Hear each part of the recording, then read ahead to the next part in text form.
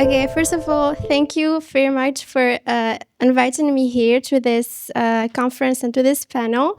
First of all, I always like to start my presentations with asking, are you familiar with space law or not? This is your first time hearing about space law, like feeling it's a little bit imaginary. I just want a few answers. Is it your first good time here? Okay. Okay. Sorry? That's a great. Okay. Okay, so for the sake of this presentation, I will try to not to make it simpler for you, especially those who are new with this sector of law. So first of all, when I just want to define what is space law in general, let's say the set of rules that codify or regulate the human activity in outer space. So it can be easy when we say just like that. However, it does really have a lot of sections and a lot of branches. Okay, let's start with my presentation.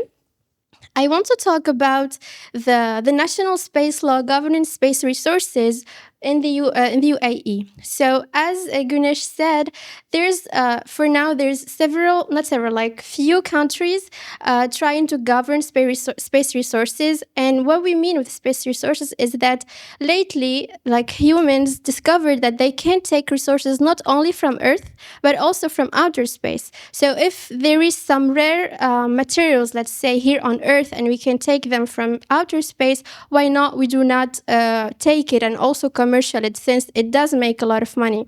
So humans and here on Earth, they started to find a way how to go there, not only technically, but also when it comes to the regulation of it.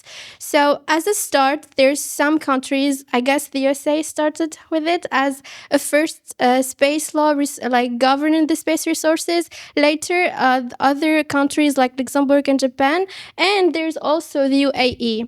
The surprise is that the UAE seemed to be not such a space actor, like compared to other nations. However, it started really strong with several space laws, and one of it is the national space law for space resources.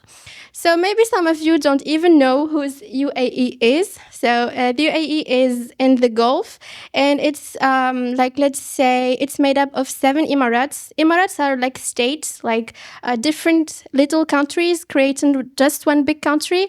And there's like 2 famous states in there. There's the Abu Dhabi and Dubai. I'm sure like most of you heard about Dubai. So Dubai is a part of Emirate of the UAE.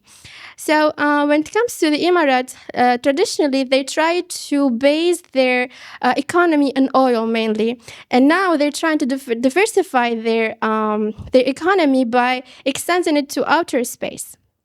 That's why they're trying to make these laws to make it legal for them. The foundation of this journey is started in 2014. They established the UAE Space Agency.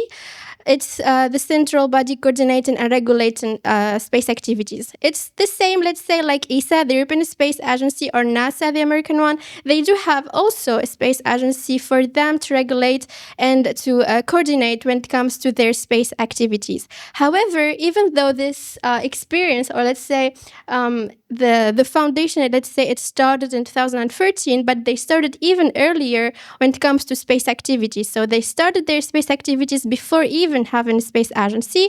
And it was in 2009 when they did launch Dubai-Sad first. It's their first Earth observation satellite. Maybe also some of you don't know what it is, satellite observation. It's, let's say, we can know the weather or the maps, right?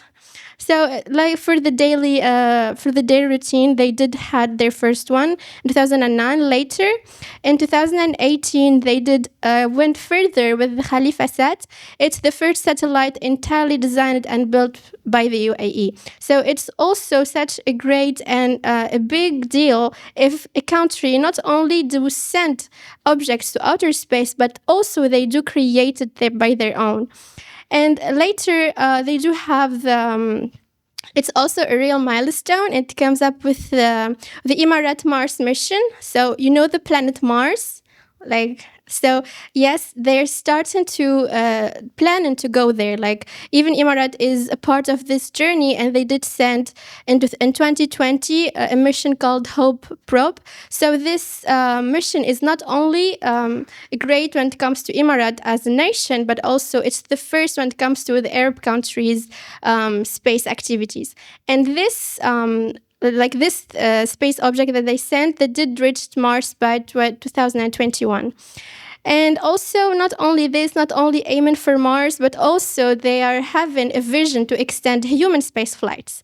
I know, maybe when I say human space flight, it can be also something imaginary, but for those who are familiar with the space activities and the space law, we know that it is possible. And I don't know if you know the ISS, which is the International Space Station.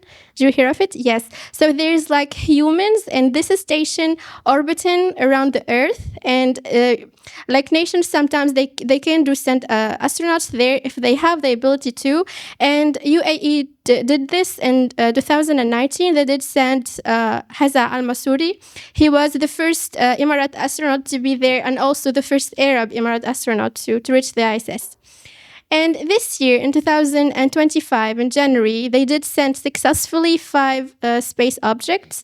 And it's a milestone when it comes to space activities. Like, it's not that easy to send space objects. They do successfully reach outer space and orbit and do their mission. But they also did it in such a small time, which is in just 1 month. For sure, they prepared for it in advance, but they did send it in 1 month. Okay, now we're going to talk more about the laws. What I gave in the first slide was just an introduction to make you in the framework of how space activity is and how the UAE is a part of this space activity.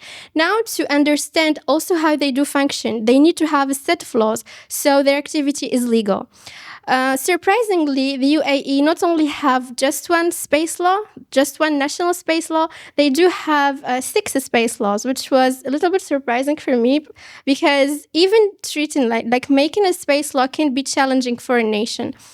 I did in 2 in red. They are the ones that we need to focus on the most. So the first, the space law they did was to establish their space agency, the UAE Space Agency, and later they did start with a law to govern their space activities. This law in red, because it's general, it does mention, for example, licensing, it does mention space debris, even space resources. However, it's so broad.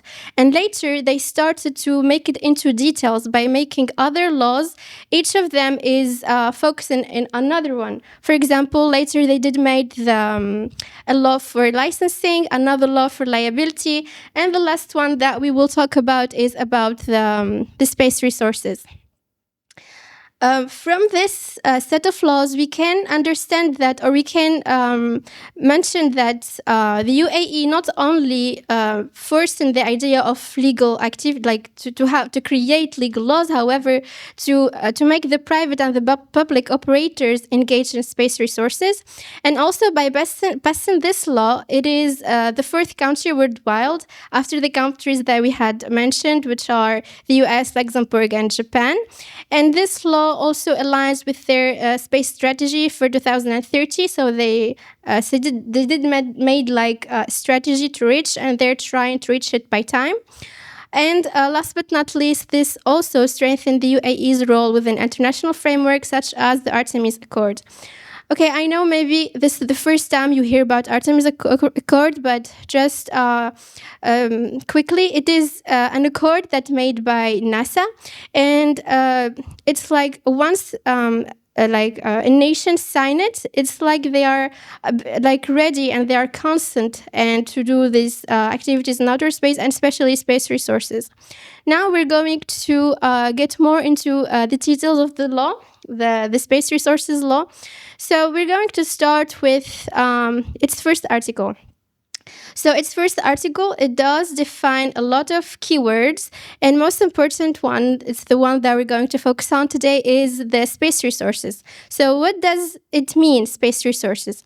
Just to mention that sometimes countries do mention different definitions when it comes to space resources. For example, the one in Japan is not the same one as UAE. We'll discover this later. But when it comes to the UAE, their definition is a little bit broad, and it's said as it's defined as any non-living resources present in outer space, including mineral and water. Why I said abroad? Because you can see there's any, so it's like not just a specific resource, but it's any non-living, and also in outer space. And this is really important because when we say outer space, it doesn't mention, for example, the moon or other celestial bodies. It said outer space, which means it can even reach other galaxies because it's not precise. And why not? With the discovery of the technology, maybe we can also mine our not just the Milky Way.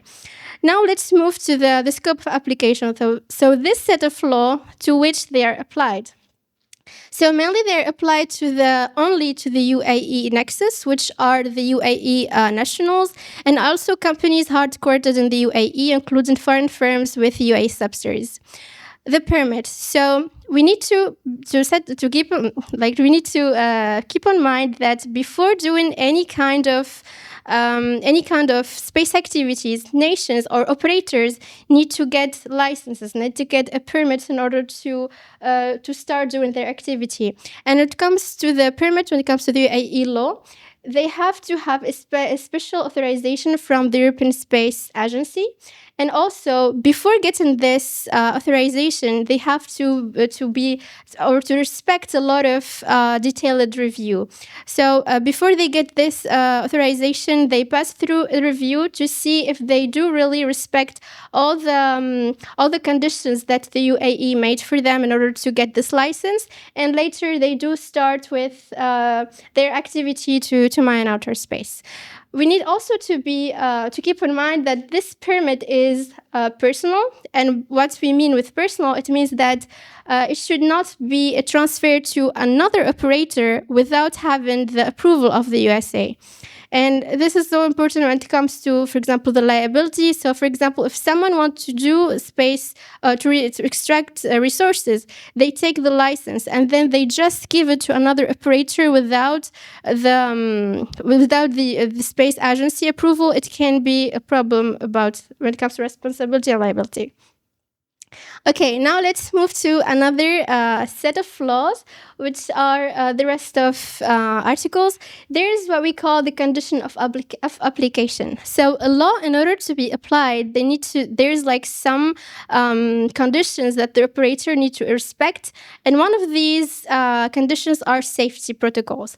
Because even though when we go to outer space and we want to do activities there, we should keep in mind that celestial bodies do not be contaminated. And by contaminated, we mean to harm them with any way possible. Even if, I don't know if you are familiar with space debris, but space debris are like let's say an old satellite is there, or satellite is crashing on another satellite. It does create this sort of pollution around the Earth. But also, we should not do this pollution in celestial bodies. Like when they go to extract and to take these resources, they need to keep in mind they do protect also this celestial body that they are extracting, or the planet. When it comes to the ownership rights, it means once someone have the ability to extract, they got their permits, is it authorized, they can start.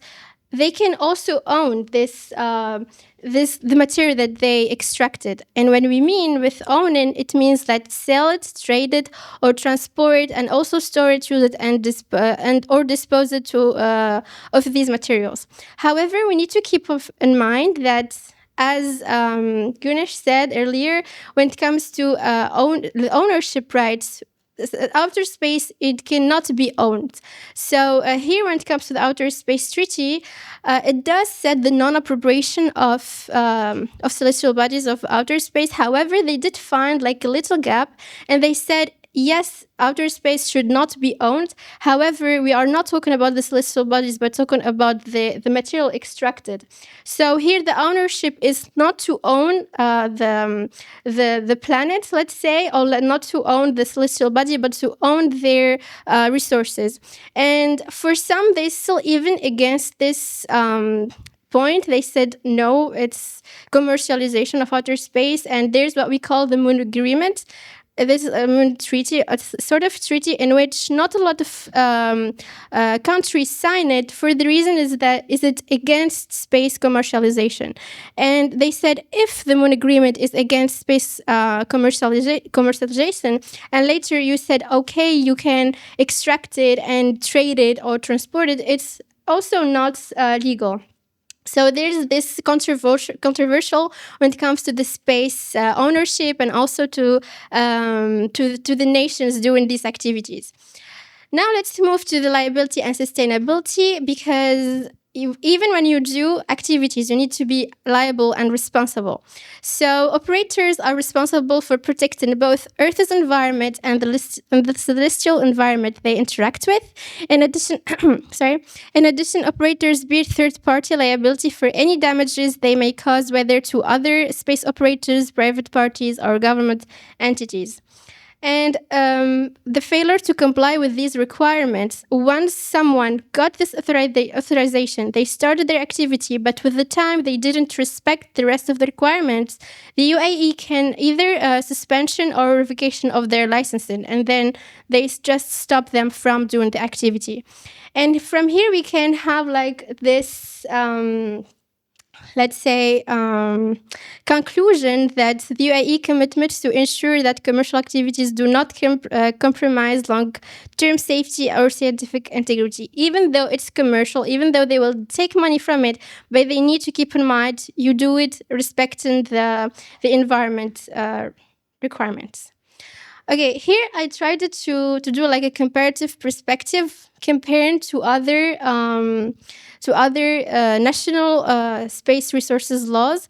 I guess later we will see Japan hopefully, and there's the US one. When it comes to the definition, all of them, okay, before the definition, let's go to the ownership rights. So all of the 4 countries in the world, like the only 4 countries that they are regulating space resources, they do share the same point when it comes to owning the extracted resources. So all of them saying, okay, you can own what you extracted, but without claiming sovereignty over the celestial body.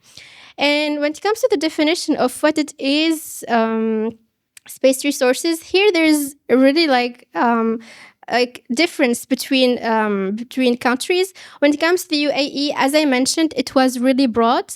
However, because they said non-living and also in outer space, they didn't specify celestial body or moon, for example. However, the US and the Luxembourg, they were like more strict, and they said in situ, like it's more not just in outer space in general, but specifically in celestial bodies. For Japan also, it was a little bit broad, because they said water, minerals, and other natural resources. So they didn't said not living resources like the UAE one, but they said natural resources like openly. 2 minutes. Okay, I finished already. So here we can say that the UAE go further to have their national database, and when it comes to liability, they do respect the Outer Space Treaty. They do respect the international responsibilities that they do signed for. And last, here there's like conclusion to clear everything of what we said. So while I analyzed this law, I found it really clear. It was very straight to the point. There wasn't words that they need really interpretations, so you are not sure about what they are mean. They do have some strict conditions when it comes to doing this activity. So to respect a lot of circumstances, it does align with Outer Space Treaty, and also it does attract investment and the UAE, and maybe one day it can be a model for other countries. And here it's me, just like self-promotion. It's my book. It's called Colony. It talks about the challenges of establishing like life in outer space. Actually, it's not just my book. It's a collaborative book. Part of it, my chapter is about legality of space mining. So if you are curious to know more about space mining, because it's like a whole sea, let's say, you can just read my book. Thank you so much.